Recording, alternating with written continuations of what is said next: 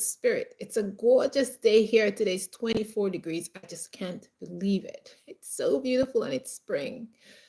So today we're going to go back on our gardening topic because I love gardening. I just love to tell you guys gems and gems about gardening. And today we're going to talk about the tea garden, how to create a tea garden, because I know a lot of you out there drink tea. A lot of people drink tea, all kinds of tea. And I think that's a good topic to talk about if you're thinking of creating, or you always want to have a tea garden. Maybe you don't want to plant vegetables and stuff like that, but you like tea, so you want to have a tea garden. So let's talk about that. I made some notes. If it's me looking on the side, I'm just looking at my note. So a tea garden is a beautiful and functional addition to your home garden. And it is perfect for anyone who enjoy herbal teas and natural remedies. So in this live, we're going to talk about the best plants to grow in your tea garden, along with the flavors and the benefits of those tea plants I am going to be talking about. Now, each year I grow tea because I love to drink tea, and having your fresh tea that you grow and consuming it is just so tasty. So I grow a variety of teas, and I also harvest wild plants from the forest and I make tea out of them.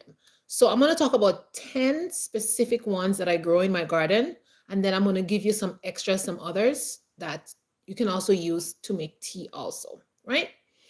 So what I want to tell you is, if you're going to make a tea garden, remember to grow teas that you enjoy drinking. Don't grow things that you don't like to drink.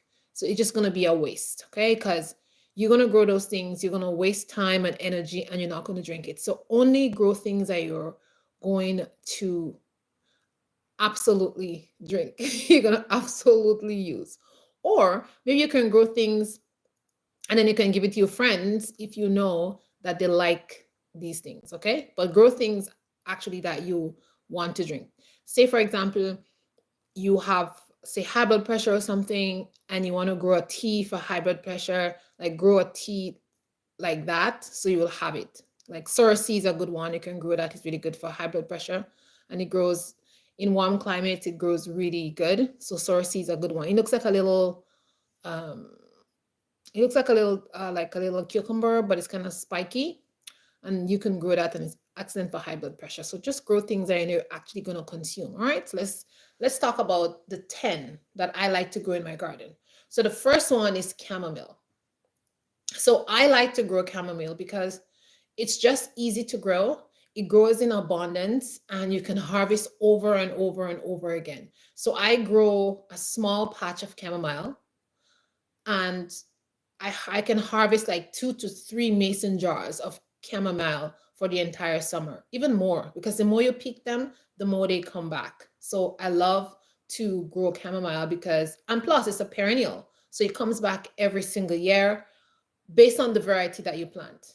I planted, I think, yeah, I have like 2 different varieties. I have a wild one and I have the regular one that you buy at the grocery store, the seeds, and both of them come back. But the wild one, it tends to like spill its seed everywhere, so you have to be careful with it because it will just grow everywhere like crazy. Like when the wind take the seeds, it would just grow everywhere. So that one you have to be careful with. But the regular one that you buy at the store, it's not so prolific.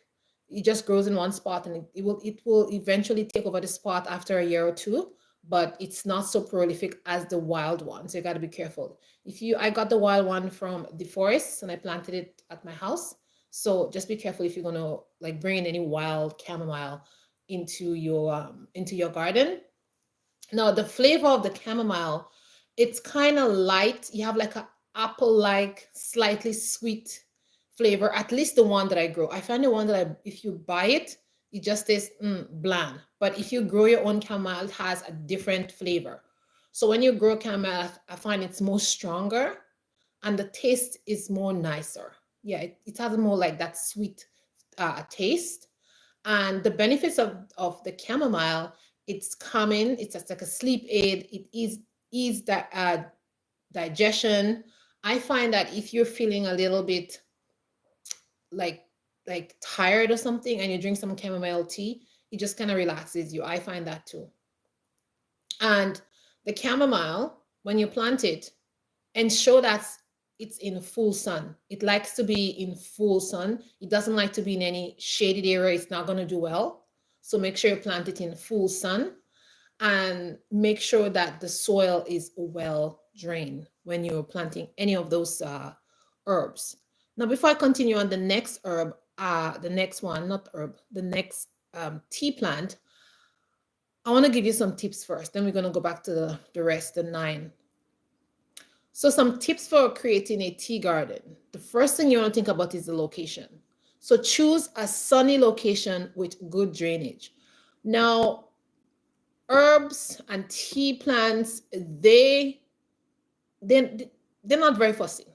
Like, you don't have to worry about, okay, you're gonna get a whole bunch of compost and all that stuff. No, they do need their compost, and they do need a soil that is well balanced and a soil that is well drained, right? So, but you don't have to fuss about them. Like, you could give them one set of fertilizer for the entire growing season and they'll be fine, right? So they're not fussy. But what you want to make sure is you want to make sure that you plant them in a sunny location where they get enough sun, because the more sun they get, the more they'll flourish and they will kind of spread out. The next thing is you want to design how you're going to plant your tea garden. Now, different herbs do well with other herbs. So you got to make sure that you plant herbs that like each other. So when I in my bed, I like to plant basil at the very end, because I know the basil, they tend to get tall and wide. And if I plant like a stevia plant, now there's a couple of varieties of stevias. If you plant the short one and you plant it next to basil, it will just shade the stevia, and that's what you do not want. So make sure that you have a good variety of herbs and tea plants, and make sure that you plant them in the right location and you give them enough space so that one would not crowd out the other. Because the point of planting them is for them to grow well, and then you have numerous harvests so you can dry them and you can store them, right? That's the point of it. And if you grow them too close by, and if you grow something like stevia and then you're going to grow like catmint next to each other, the catmint is gonna shade out the stevia.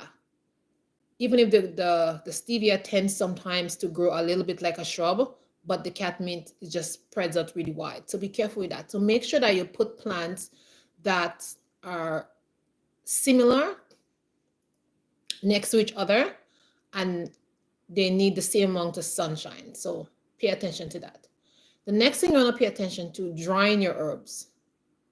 So if you're going to grow these beautiful herbs for tea, then you want to harvest in the morning and hang to dry in a dark or airy place. So make sure you have a location. Hi, Rara. 598. Welcome to the live. Glad to have you. So make sure you have an area where you can dry your tea herbs in a nice location, and you'll be able to store them, because you don't want to grow stuff and then you don't have somewhere to dry it and they spoil. Because some of these tea herbs, once you pick them, you need to have them in an airy place, or you can put them in the sun to dry on a table or something, or on a mat. Because if you leave them and they get moist, they tend to get moldy. That's in my experience. So if I pick some plants in the morning, then I just put them to dry right away, and then I just process them between a day or two, put them away, so I don't have to worry about them in some space getting moist, getting moldy or something like that. Because what's the point of growing stuff if you cannot store them properly? So think about that when you're going to be growing your tea garden.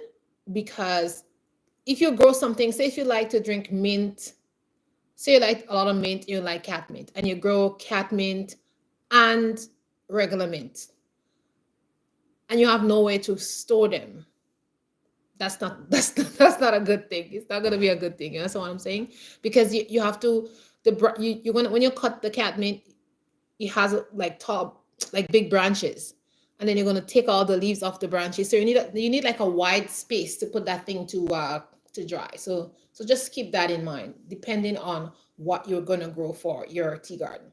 The next thing you want to think about is storage. Where you're gonna store your teas and what you're gonna store them in. I like to store my teas in mason jars and in mylar bags. So I buy those mylar bags on Amazon, and I make sure that my leaves are dried. I don't crush my leaves until I'm ready to use them. I just put some in my hands and just crush it into my cup of hot water. That's what I do. But I don't grind mine, because I find when it's grinded, the scent tend to leave the plant faster. And I have teas like right now, and they've been like 2 years and they still smell fresh and really nice. And I don't grind them until I'm ready to use them. So for example, if I'm going to be making tea, say I want to make mint tea all week, I'm just going to grind a couple of leaves and put them in a small jar, and I'm just going to dip it and put it inside my cup. If I want to drink tea that all week. If I don't want to do that, I just take a couple of leaves, crush in my hand, drop it in my cup, and that's what I do. And that's a better way, I think, of keeping the flavor of the tea. I think that's a better way. Now you can grow any tea you want, but just grow things that you like I said. So keep that in mind. So location, design, drying the herbs, and storage, right? And when you store your herbs or your tea herbs inside mason jars, make sure you put them inside a cupboard, like it's in a dark place, so you can keep the integrity of the plant, the medicinal value, and then you will close it properly. You can even put some oxygen absorber in there if you want. But my go-to thing is I like to put just a piece of paper towel. Like I just cut a piece of paper towel and I just drop it at the top.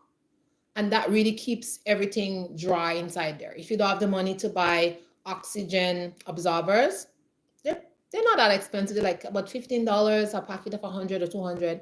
But if you don't want to go that route, you have the money for that, you can just do a DIY, and you can just put a piece of paper towel inside there, and you keep your jar closed. You don't put wet spoons in there.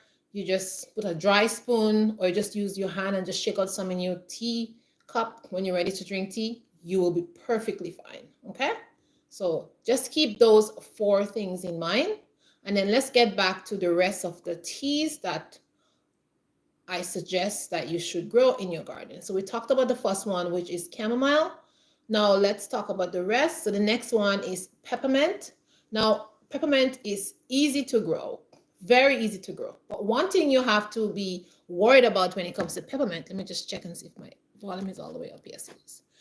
When it comes to peppermint, you got to make sure that you plant it in a spot that you really want it, because it takes over the garden completely. It takes over. So just plant it in one spot or inside a pot or something like that, and then just forget about it, because every year it's going to come back and you don't have to plant it again.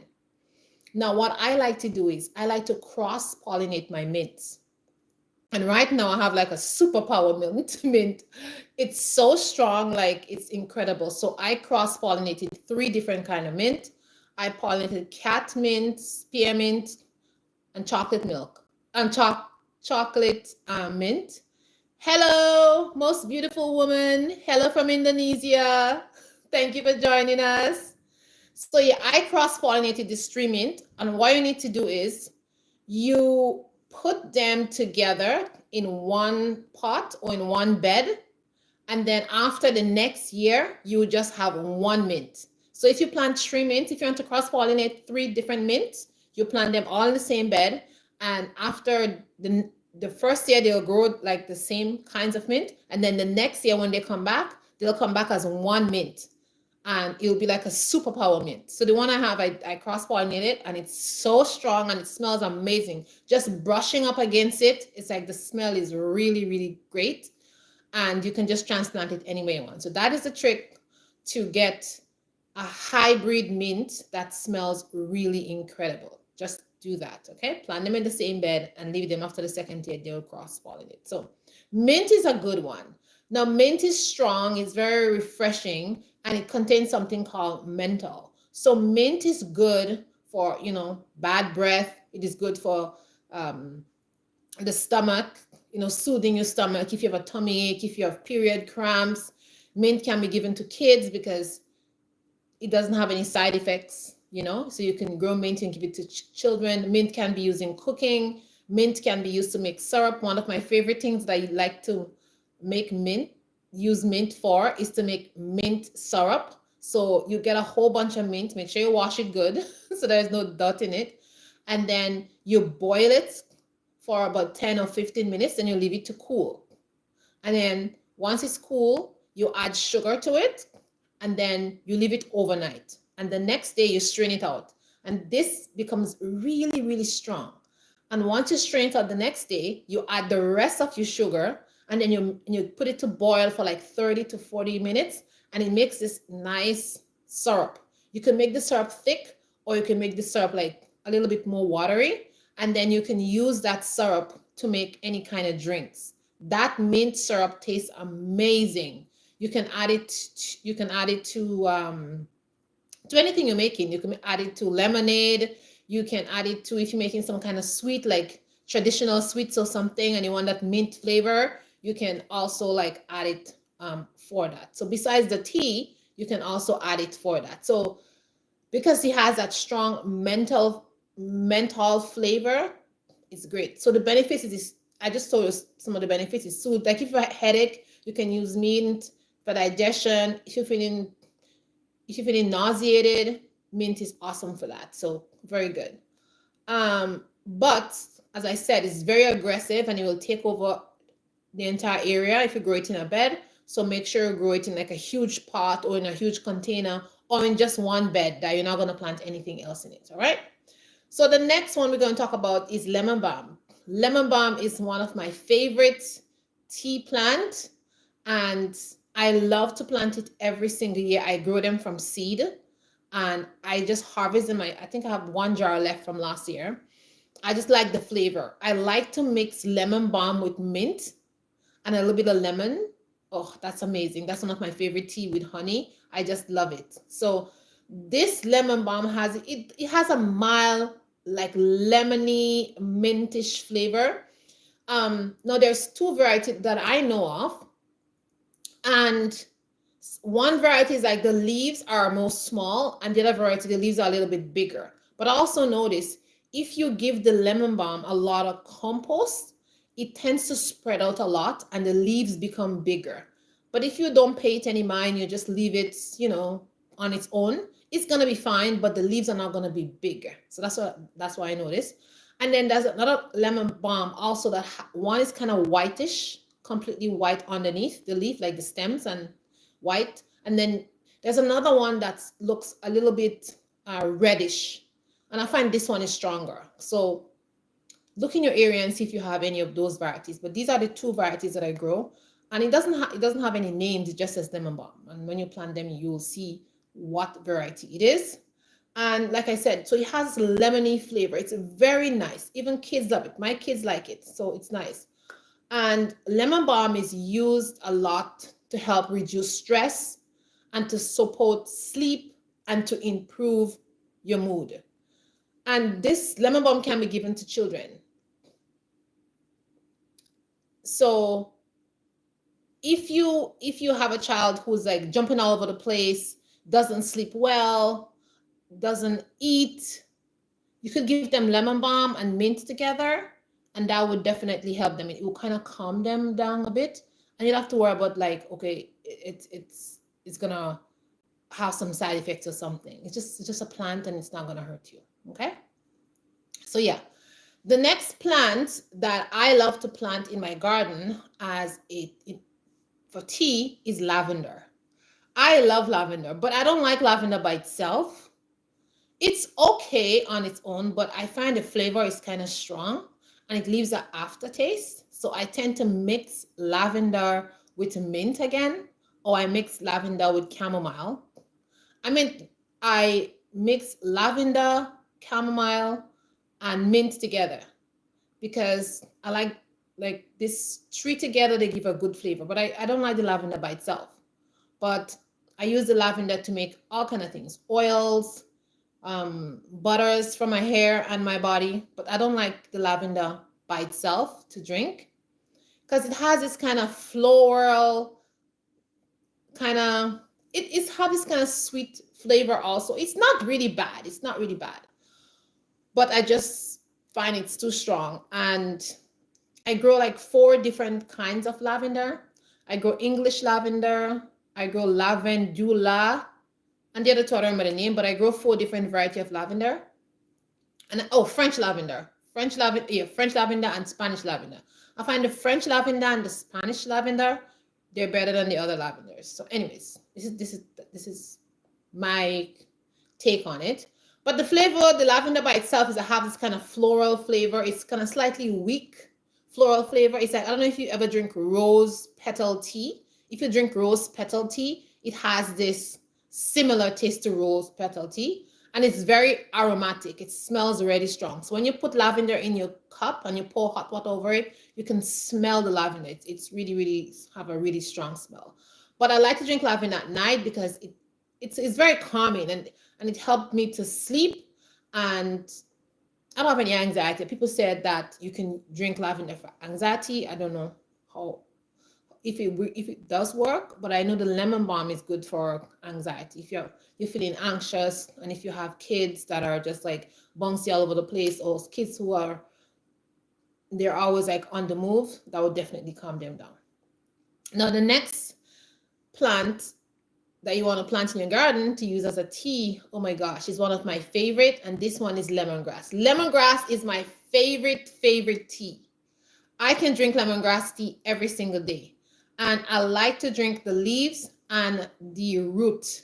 When you add the leaf and the root together, it makes a strong aromatic tea. And I just love it, love it. You have this kind of minty flavor. It's very earthy, but it has like a little citrus twist to it. So I just love lemongrass tea. And sometimes I just drink lemongrass tea for days and days and days.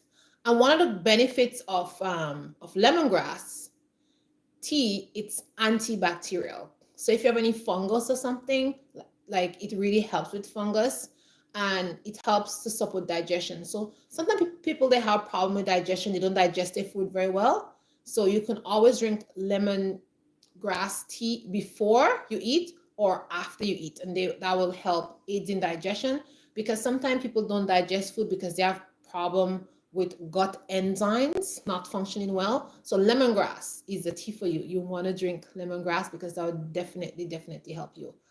One of the things about lemongrass is it love warmth. It love warmth. Any condition where it's warm, it will just explode. I love that. You can also grow the lemongrass in pots if you don't have enough ground space. They do really well in pots. The only thing in the pots is you got to separate them a lot, because they will take over the entire pot and then they'll become root bound. So if you grow them in a pot, make sure you grow them in a big pot, and then you just harvest them very regularly from the root, from the bottom. And then the lemongrass, you can store them. I dry my lemongrass and I just cut it up and I store them in a mason jar, and they store really well. I have lemongrass, I think, for up to 2 years, and they smell fine. And you can also grind the lemongrass and make lemongrass powder, and you can add it as a seasoning to your food. You can add it to many different things. Just be careful, because the flavor is very strong. I find if you heat it up or if you add it to certain things, like if you're making curries and you're going to add the lemongrass to the curry, you will have that flavor of the lemongrass. So don't put too much in it if you don't like that kind of flavor. But for teas, it's incredible. It's amazing. I love to just have some lemongrass tea in the afternoon time with some biscuits or some kind of homemade snacks that I make, and it's just so relaxing. Actually, in the back of me, if you can see plant, you see I have a plant here, but in the back of me here, you can see I have lemongrass growing inside my house. I keep it all winter long. I grow lemongrass and they're fine. And once the summer comes, I just put them outside, give them a good water, and they're up again growing. So it's amazing. I have them in pots. They're right on the windowsill. So they do really well. And also, lemongrass is easy to propagate. You just take one piece from the root, you put that in water, and then it just start growing roots, and then you can plant it in the ground. And in like a 3 months, you have like a whole bunch of like lemongrass growing. So it's really, really good. Let's go to the next tea, which is rosemary. That's the 60. It's rosemary. Rosemary, it have a kind of piney flavor. It's not my favorite tea, but I like to mix with other teas, like with thyme or with fennel or with lemongrass. I like to mix rosemary with those tea. Rosemary on its own, it has this kind of piney flavor, which I don't like by itself. But when I mix with other teas, I like it, right? So one of the greatest benefit for rosemary is it boosts memory. So if you're a forgetful person, drink a lot of rosemary tea. It will help you to remember things, okay? And it's rich in antioxidant and it supports circulation. So if you're a person who has like if you have like you know, like you have swollen joints, or if you have swollen feet or something like that, you want to drink a lot of rosemary because it helps with inflammation and it helps your blood to like circulate. It's similar to drinking cinnamon tea. It helps circulation and it helps to get rid of excess things in your system. So rosemary is a tea that you want to drink, but I don't like the flavor by itself, but I do drink rosemary tea because once you mix with something else, it gives that really nice lemony, piney flavor. Oh, thank you, Rara. Much appreciated. The next tea you want to grow in your garden is thyme. Now, I had bad luck with thyme for 2 years in a row. And after 2 years, then my thyme, they just resprouted. And I'm so happy about that because they just resprouted like in a bunch. I was like, okay, I'm gonna just chop the tree down because it's just not growing. And then 1 year in the spring, I just came to the greenhouse and I'm like, what is this plant? I looked there and it's thyme. So it was just I felt so amazing because now the time they just come back every year. So it's a good thing I didn't pull up that tree. You know, it looked dead and it looked dry, and I was like, okay, I'm gonna get rid of that. Good thing I didn't do that. So I love thyme. Thyme is one of my favorite teas to drink, and it's also one of my favorite seasoning to put in my rice.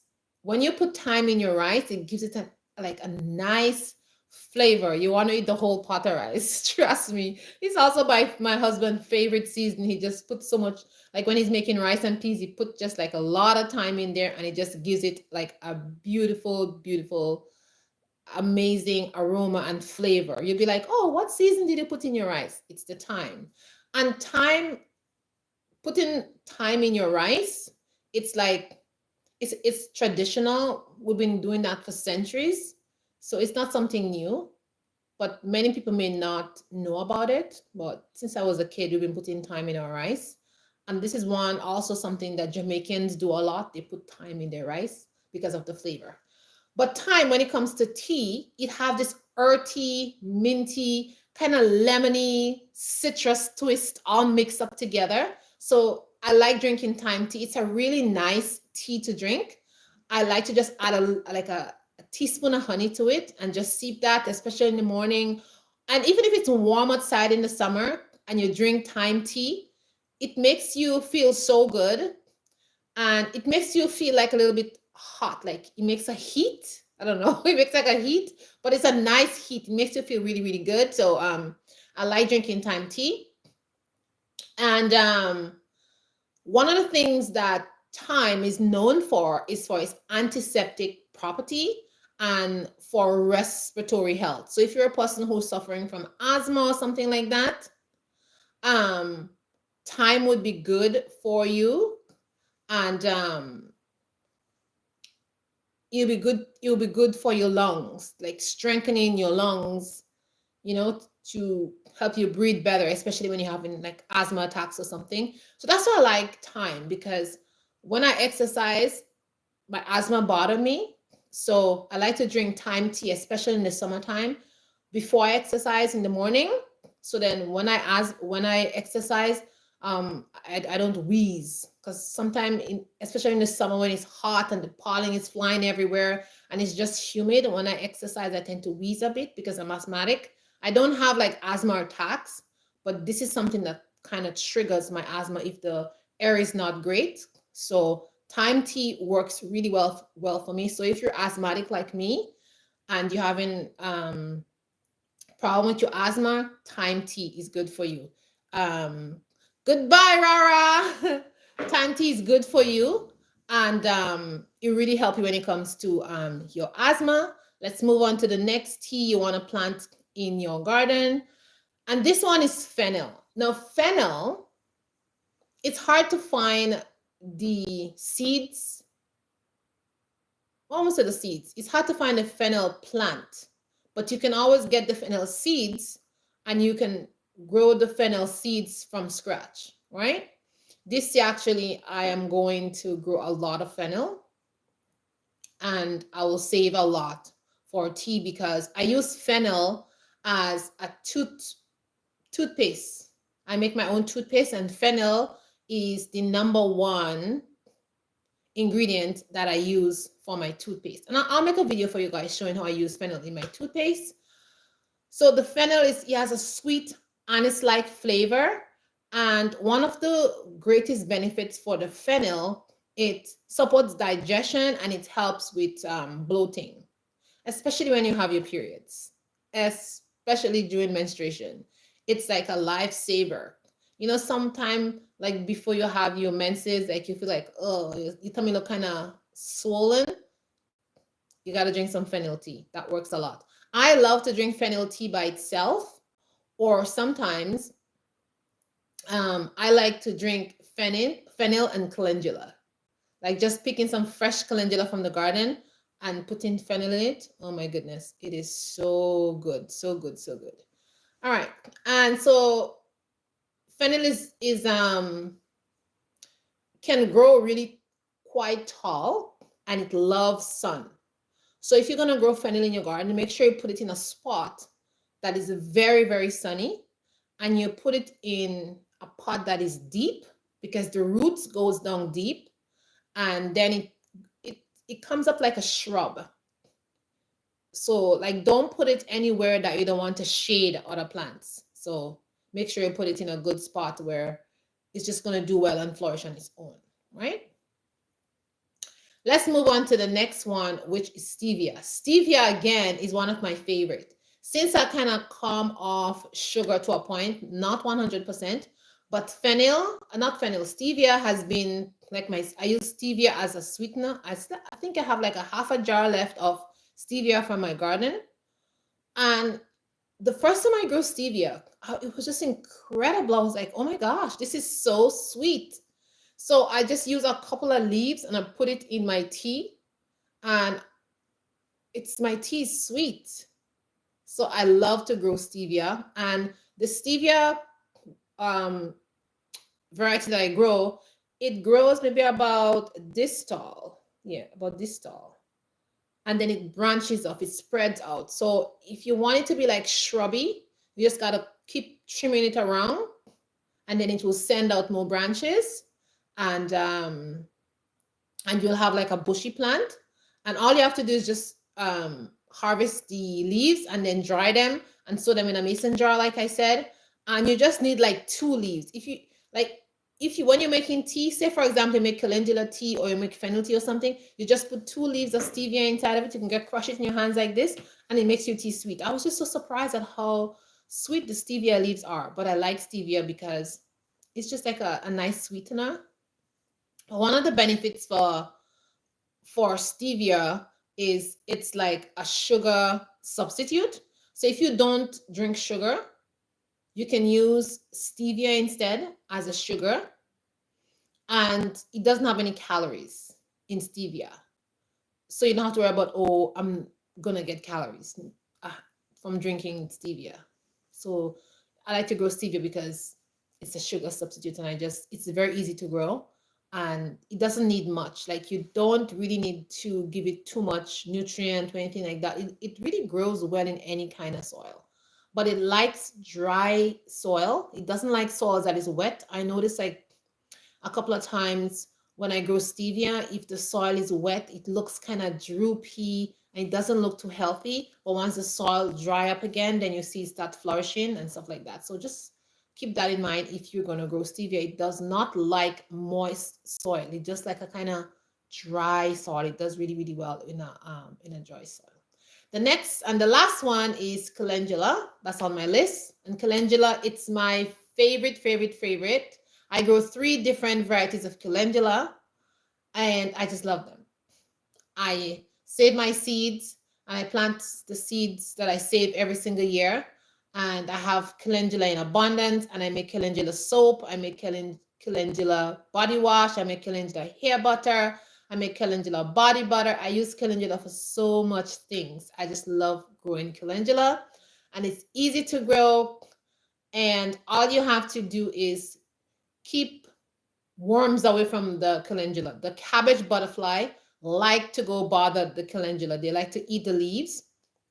I think it's like the fragrance of the calendula flowers, but the calendula flowers, they attract a lot of pollinators. So in your tea garden, the 10 different teas that I tell you can grow in your garden, you would get a lot of pollinators coming to your garden because every one of those teas that I tell you, they flowers. So if you want to grow a tea garden, I'll suggest you put it like in the middle of your garden because all these teas, they have flowers. And so bees and pollinators are going to be coming regular to visit the tea garden and they're going to visit you other vegetables and fruits that you grow in the garden. So put the tea garden like smack in the middle and that'll be of so much benefits to you. But the calendula, it's mildly bitter, especially if you leave the bottom greenish part underneath the flowers. If you pluck that out and you just put the flowers only, it's not that bitter. But if you leave the bottom part, it tends to have a little bitter flavor. But what I like to do is I like to leave that part on because the bitterness is good for your liver. It helps to produce more bile and it cleanses your system better. And it's also good for the immune system. So I tend not to take it out. But if you don't like the bitter flavor, you could just pluck the flowers off and don't put the green part, the sepal under, and you can just put the little petals in your tea and it's just going to have this kind of, it's kind of lemony tart. Yeah, it has a kind of tart flavor, but it's nice. The taste is good. It's very earthy and it's nice. And one of the main function for calendula, one of the benefits is for the skin. For the skin, guys. Calendula is awesome for the skin. So you know what you put inside your body is going to come out on the skin. So if you drink calendula tea, it's going to make you have beautiful skin. Your skin is going to be glowing, right? I love calendula tea. I drink a lot of calendula tea. And you can also use calendula to make all kind of things. Like I already tell you, I make soap. I make all kind of things with calendula. Calendula is also anti-inflammatory. So it's also good for like boils and rashes and all kind of stuff. I like to make an oil, especially in the summer. Like if I get a sunburn or something like that, I mix it up with some shea butter and some cocoa butter, and then I'll mix it up with some other like infused plants, like wild plants, and I'll add some aloe vera, and I'll make like a nice salve. And if I get any sunburn or something or have any rash, I'll just rub that on and it works like a charm. In a couple of days, your rash is going to be gone. Or if you have some kind of burn, like it works so well. Every year I make a calendula salve, which I keep in my kitchen. Because in the summertime I cook outside on wood, I barbecue, I do all that kind of stuff. And I tend to get burns. Or when I fry things outside, oil pop on my hand. And I love to have my calendula salve. I have to make some calendula. I have 1 bottle left of calendula, so I'm going to infuse it because summer is going to come and I'm going to plant more. And I'm going to infuse it and I'm going to make my calendula salve because it's about time I need to make my calendula salve to prepare myself. So you can make a nice calendula salve with it. But for the tea, It's anti-inflammatory. It supports skin and digestion. So calendula is like kind of similar to chamomile. So you can drink chamomile and calendula together, and it's really good to soothe your tummy. And again, calendula tea, it's very soothing and relaxing. So I like to drink calendula tea at night when I'm just gonna go lay down. I'm just gonna go to bed. I'll mix calendula and mint and chamomile together, and I drink that with a little bit of honey, and it just sends me off to sleep. If lavender send you off to sleep too, you can also add lavender to it. Just make like a mixture. But I tend to drink 3 teas together, 3 or 5, because that's how I was taught. When you're mixing, when you're making teas or you're doing herbal things, you mix 3 or 5. You don't do you don't do even numbers. You always do odd numbers. So you do 3, 5, 7, like that, herbs together. So I just stick with that because that's what I was taught. Because I grew up in a setting where herbs were used a lot. You know, I was taught herbal medicine as a child. So that's what we're taught, how to use herbs and stuff like that.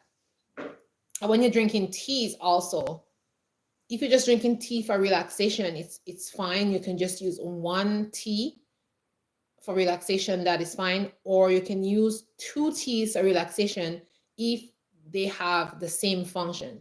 So for example, if you want to use calendula and fennel, they both relax. So you can drink that 2 teas together, or you can drink calendula and you can drink lavender because they have the same properties. So the rule of odd number only works when they don't have the same properties. But if they have the same properties, then you can use rule of even numbers. Okay, that's how it works. So guys, that's basically it for today live. I thought I'll just come on and talk about teas because I know everybody drink tea, and if you want to have your own organic teas growing in your garden, that will be a good way to start. And you don't need anything fancy. You don't need any fancy soil. You don't need any fancy fertilizer. You don't need any of that stuff because herbs and teas, they don't need all that stuff. They just don't. You have to give them a small amount, but you can give them bone meal or you can give them some compost, one or the other. And you just keep an eye on them, just harvest them a lot, and you're good to go. That's basically it. You don't need to be like pruning them or any of that stuff. Like you don't need to do that.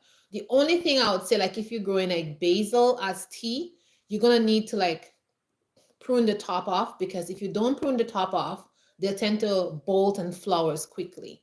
So just if you're using basil for tea, then just trim the top off, and they wouldn't bolt very quickly. That's the only thing.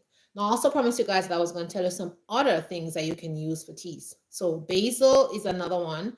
You can use cinnamon for tea. You can use mountain sage for tea, which is wild sage, and you can use regular sage for tea. You can use a broadleaf thyme for tea. Broadleaf thyme was the first plant that I used to make medicine.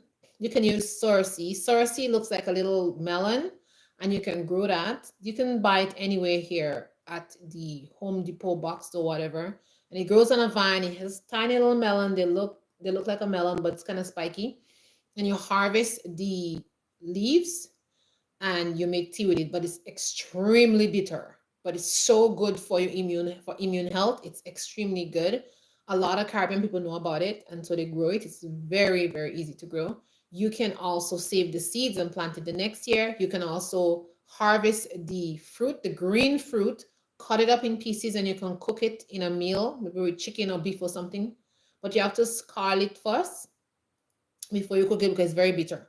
And if you want to store the fruit for tea, you can also store the fruit for tea. Just cut it open, take the seeds out, and then you just dry the fruit, and then you would use the fruit for your tea. And there's many other plants that you can use for tea also. You can use wild sorrel to make tea. You can use whipping willow. I have 3 whipping willow on my property. You can use that to make tea. You can use pine to make tea also. Every single year, especially in the wintertime, I make pine tea. The pine tea gives me a headache, so I have to be careful not to drink a lot. I don't know why. It gives me a headache if I drink too much, but pine tea is a good tea to drink too. It's very good for immune health and it's good for circulation. So I do drink pine tea, especially in the winter time. You just go cut a pine branch, just take the needles off, rinse them, and then just pour hot water over it, leave it for 5 minutes, and you drink that. It's really refreshing and it's very soothing. Oh, you can also drink plantain as a tea also. It's a healing plant. You can drink that. You can also drink what other one? You can drink apple, like the leaf of the apples. If you have an apple tree, you can drink the leaf for tea. What else you can drink for tea? Oh, there's so much wild plants out there you can drink um for tea. I told you guys lemongrass is one of them you can drink. Cerasee is one you can drink. What else you can use for tea? Um, you can use dandelions. Now it's gonna be dandelion season very soon. So dandelion is another one you can use for the tea. You can use the flowers, the leaves, and the roots. The only thing with the flowers, when you're gonna make a dandelion flower tea, you wanna pick the stems off and the green part that attaches to the flower, you wanna take that off. If you don't, the tea is gonna be very bitter. But if you take that part off, then the tea becomes lemony. If you just use the flowers, like the yellow part, it's gonna be very lemony. So when it's the dandelions are out, I'm gonna go out there and pick dandelions, and I'm gonna dry some and save some for tea. I'm gonna dig up some and take the root, but I like dandelion tea. So dandelion is another one. But there's a lot of plants out there that you can research that you can drink for tea, and you can bring them on your property and you can grow them in your garden. If you're gonna collect wild plants, make sure you know what you're collecting out there. Make sure it's not anything poisonous, or make sure it's not something that's gonna have a side effect, because certain plants, if you drink them too much for tea, they can cause you to have diarrhea. So make sure you know what you're doing before you go harvest plants in the wild. But for those regular herbs that we put in our food, these can be used as tea, and it is a very happy experience when you have that cup of tea and you're just sitting outside on a nice day, just sipping on that tea. Or if you just want to relax and have a nice restful sleep, some of those teas are very good. So guys, thanks for watching. I appreciate all of you. I really appreciate you guys to come to the live and give me such beautiful comments. I will see you in the next live. Stay positive and grow a tea garden this year.